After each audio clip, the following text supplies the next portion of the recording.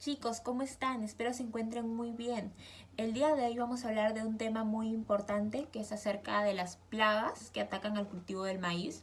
Primero recordar que el cultivo del maíz es tradicional aquí en nuestro Perú y que bueno, tiene bastante importancia económica, así que vamos ahí.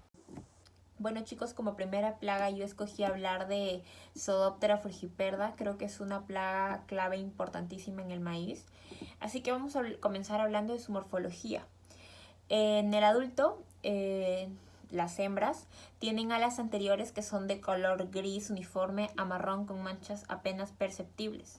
En cambio, las alas del macho son de color pardo grisáceo con un par de manchas irregulares y claras. Hablando de los huevos de este insecto, son de color blanco amarillento brillantes y de 0.5 milímetros de diámetro, esféricos y achatados en uno de sus polos, ovipositados en masa y cubiertos con escamas gris rosadas de las hembras. Entonces, bueno, eso es un dato importante, ¿no? Porque ovipositan en masa. Nos dice que las hembras los cubren con escamas, ¿no? Gris rosáceas. Perdón, gris rosadas. Ahora hablando de las larvas, los primeros estadios son verde claro, con manchas y líneas dorsales. Posteriormente varía a verde castaño hasta el verde olivo con una Y amarilla invertida en la cabeza. Presenta 3 líneas longitudinales de color blanco. Debajo de estas, a ambos lados, presenta 3 franjas. La primera de color marrón, nítida, seguida de otra casi amarillenta y por último la tercera es rojiza. Una longitud de 35 a 45 milímetros. Y hablando de la pupa es de color marrón oscuro y mide de 18 a 20 milímetros de longitud. Es una plaga clave que causa daños directos por alimentación. Y bueno, otro dato importante es que tiene metamorfosis holometábola completa. Ahora pasemos a hablar del ciclo de vida de Pseudophthora frugiperda. Bueno, los adultos son de actividad nocturna y con gran capacidad de vuelo y dispersión.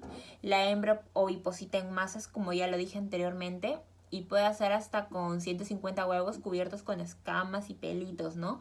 Prefiere para la oviposición las hojas de plantas pequeñas o tiernas del maíz.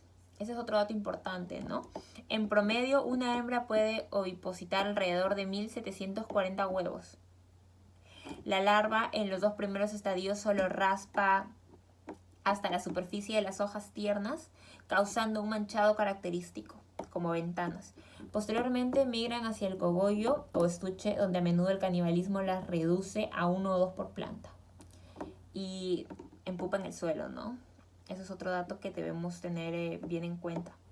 Los daños, bueno, podemos decir que este insecto infesta el maíz en todas las zonas donde este se cultiva. En la costa las infestaciones se inician desde que las plantas tienen escasamente 10 a 15 centímetros de altura. En la sierra, conjuntamente con capitarcia, constituyen serios problemas en los valles interandinos. Finalmente, en la selva o ceja de selva presentan infestaciones durante todo el año. En la costa norte, que es Piura y Lambayeque, las infestaciones son económicamente importantes todo el año con gradaciones mayores en el verano. En cambio, en la costa central y sur las infestaciones decrecen en el invierno para luego elevarse a fines de la primavera, alcanzando más altas infestaciones entre enero y marzo. ¿Qué más podemos decir en esta parte de los daños? Es que los raspados que producen las pequeñas larvas carecen de importancia económica, sobre todo en plantas de mediano desarrollo. A partir del tercer estadio, mastican y perforan el cogollo, ¿no? Ya tienen su mandíbula un poco más desarrollada, dejando gran cantidad de excrementos, de tal forma que cuando las hojas del cogollo se desarrollan y despliegan, se observan ahí los daños que han hecho estos insectos. Estos pueden aparecer como un conjunto de perforaciones dispuestas en forma transversal cuando los daños son ligeros o las hojas aparecen incompletas cuando el daño es más severo. En plantas pequeñas medianas de 15 a 50 centímetros, los daños de la larva pueden destruir por completo a la planta, afectando la densidad del cultivo y como consecuencia los rendimientos.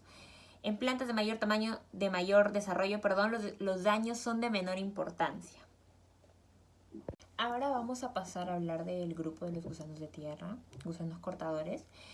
Un grupo de gusanos de tierra como la Feltia expert, Agrotis ypsilon y Copitarsia turbata, que ocasionan daños en las raíces y cuello de las plántulas de maíz. Vamos a hablar entonces de los gusanos de tierra.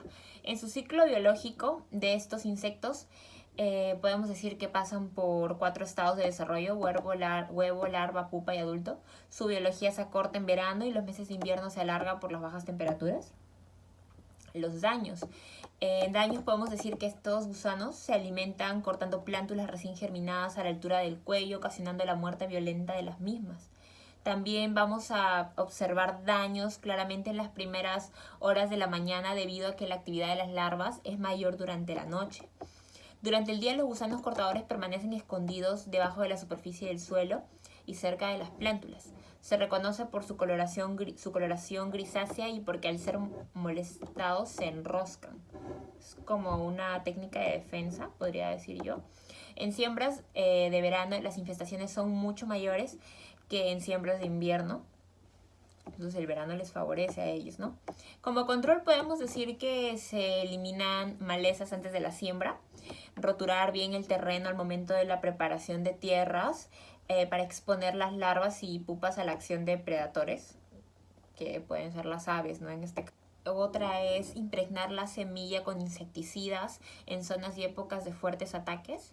A su vez está aplicar insecticidas en espolvoreo o pulverización al pie de la planta luego de la emergencia. En caso de persistencia en los ataques, especialmente en siembras de verano, como dijimos, ¿no? Que este clima parece que les favorece a este tipo de insectos. Bueno, ahora vamos a hablar de otro grupo de insectos que también atacan al maíz, ¿no? Que tenemos a las cigarritas, 2 especies, Dalbulus maidis y Peregrinus maidis. En su biología podemos decir que Dalbulus maidis es una cigarrita de color amarillo cremoso con 3.5 milímetros de tamaño.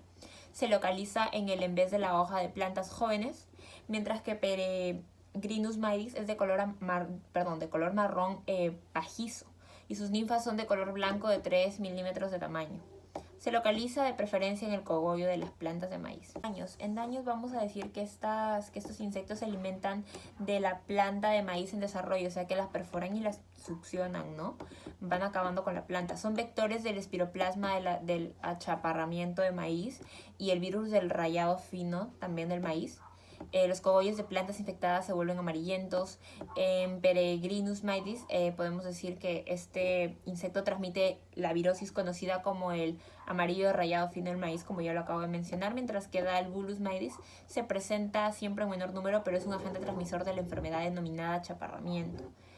Espiroplasmas y micoplasmas, ¿no? En control vamos a proponer la eliminación de plantas hospederas y malezas, grama china, evitar siembras de verano y aplicación de insecticidas en épocas de verano.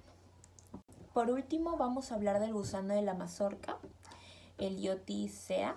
En su biología, las hembras adultas depositan sus huevos en las barbas de las mazorcas, los 8 días. Después de un corto tiempo, los huevecillos dan lugar a pequeñas larvas de color verde amarillento con la cabeza de color negro, que se desplaza hacia la punta de la mazorca alimentándose de las barbas. Las larvas más desarrolladas también son de color verde amarillento. Estas se alimentan del grano lechoso hasta que completan su desarrollo, que son unos 44 días aproximadamente, y pasan a pupar al suelo, 27 días también, ¿no? En daños. Los daños en las barbas dan lugar a mazorcas con escasos granos. Permiten el ingreso de hongos y bacterias que producen serias pudriciones y resta presencia al valor comercial, ¿no? En control tenemos la labranza profunda, los parasitoides como Trichograma perkins o Trichograma fasciatum, predatores la crisoperla, chinches, coccinélidos, el uso de variedades con buena cobertura del ápice de la mazorca, aceites vegetales, 3 gotas por choclo en el ápice de la mazorca, trampas caseras de luz artificial durante la noche y aplicaciones con químicos. Chicos, espero les haya servido bastante este video y lo utilicen quizás como fuente para realizar algún trabajo o en todo caso estudiar para un examen. Muchas bendiciones.